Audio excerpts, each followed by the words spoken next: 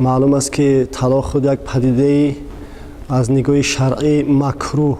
نه مستحب و نه مطلوب است. چون که یک پدیده هست که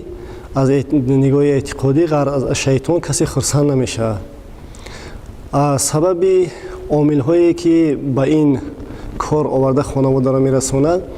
سبب اساسیش مقدس ندانستن عائله و این چنین دخالت ناجای خویشاوندان از جانب مرد،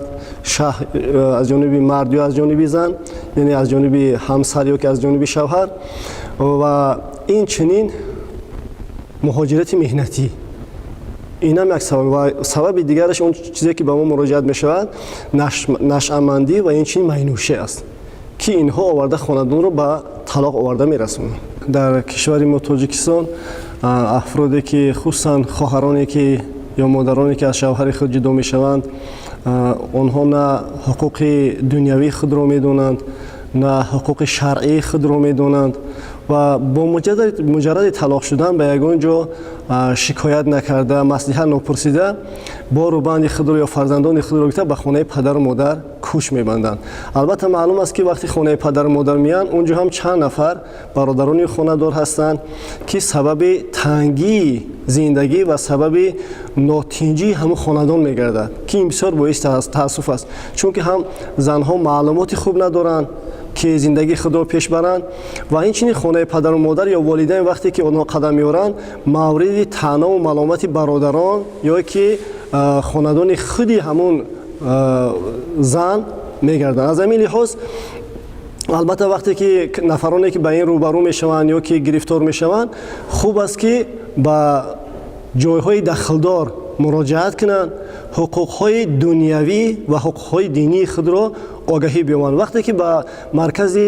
اسلامی برای ریاست فتوا چنین خواهران مراجعت میکنند، ما البته حقوق آنها را از نگاه دینی فهمانده میدهیم که زن اگر هرچند که طلاق هم شده باشد، اگر با مجرد طلاق نباید که از خانه شوهر خود کوچ ببندد، چون که وی عده دارد و عده وی باید در خانه شوهر سپری شود و تا زمان تمام شدن عده وی شوهر وظیفه دار است که زن را با مسکن، با خوراک، با پوشاک، همه اون چیزایی که در دوام پایدار بودن این نکاح وجود داشت، آنها را باید که رعایت کنه. معلوم است که قسمت زیادی آنها معلومات عالی ندارند و این چین از بین خود زنهای فرهنگی یا زیایی زنهایی که دارای معلومات هستند با این چین روبرو میشن، چون که این طبیعت بشری از خواه ناخواه با این چیز دچار میشوند. اما اونها حقوقهای خود را خوب میدونن، از حقوق خود استفاده میکنن، اما این زنهایی که معلوماتی کافی ندارن، اینا البته با مشکلات زیاد روبرو میشن. سبب اساسی به فکر من این مقدس ندانستن عائله، یعنی و دیگر مهاجرت مهنتی. وقتی که به مهاجرت مهنتی میروند، بسیار آنها در اونجا خانه‌دار میشن. این خود معلوم است چی در رسانه‌های خبری و چی در چیزایی با چشم مشاهده میکنیم میبینیم و به درجه از انصاف بیرون میبرند که حتی از فرزندان خود چشم میپوشند، هر فرزندان خود رو انکار میکنند، برای دروغ میگن که گویا که اونها عائله دار نباشن و در اونجا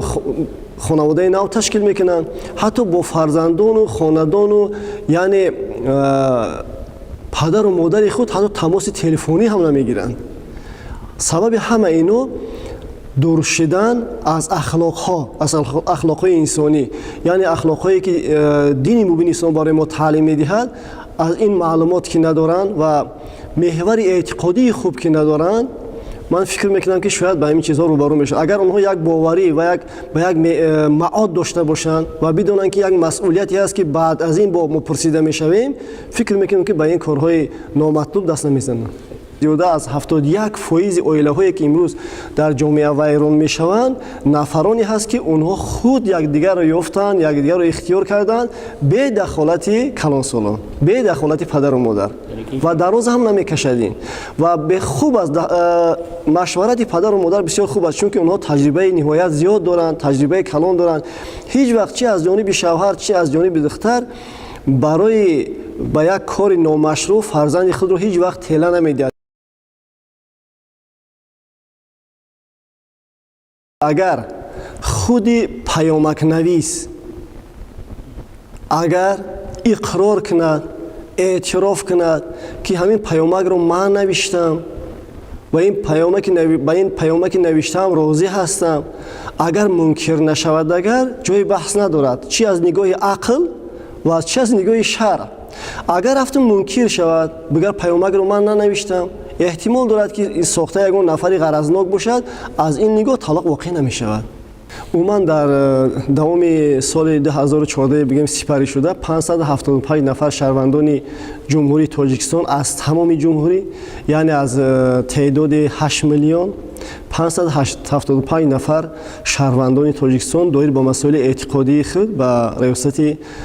مرکزی اسلامی جمهوری تاجیکستان مراجعت کردند و به هر مسائل گوناگون، هم مسائل اعتقادی، هم مسائل عبادتی، هم مسائل خانوادگی.